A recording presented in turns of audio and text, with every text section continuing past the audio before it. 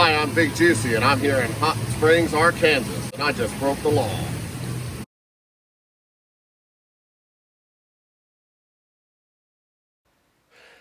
While my mispronunciation of Arkansas may not seem like a big deal to you, it's a law that's been on the books here for many years.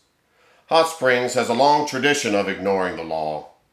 The healing waters of Hot Springs has been a favorite location of some of the country's most notorious criminals. Al Capone was known to bring his whole family here for vacation. They enjoyed the bats on Bathhouse Row and watching the Yankees and Red Sox play during hot spring training. During Prohibition, Al Capone had a moonshine smuggling operation out of Hot Springs. He would smuggle the moonshine to New York City in rail cars marked Mountain Valley Water. This plan backfired on him one day when a fire broke out in a small town along the railroad. The fire started to spread, and firefighters used the Mountain Valley Water in the rail tanker to put the fire out. As you'd expect, it didn't do a very good job, and the fire spread and burned the entire town down. Al Capone's favorite place to stay in Hot Springs was the Arlington Hotel. He would lease out the entire fourth floor for his friends and family. He always insisted in staying in room 442. During one of his many bats at the hotel, Al Capone slipped in the tub, hitting his head. This resulted in a scar on his face that would make him known as Scarface. William Jefferson Clinton may have been born in Hope, Arkansas, but he quickly moved to Hot Springs when he was 7 years old.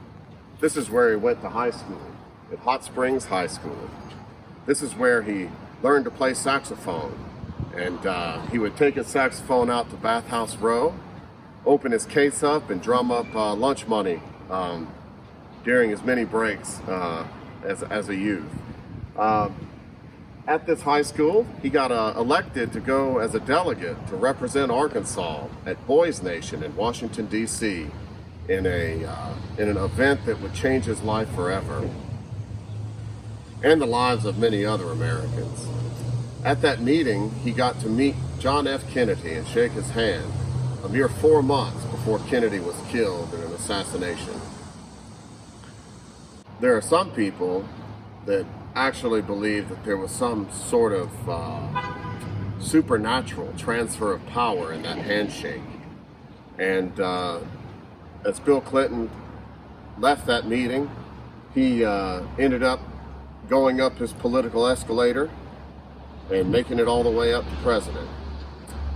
You can look at the lives of the two gentlemen and see that there's many similarities in the way that they viewed the world and the way they viewed government.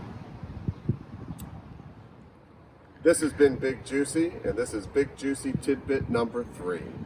I hope you enjoyed it. Please subscribe to the channel, and just remember that some people make history and some people make up history.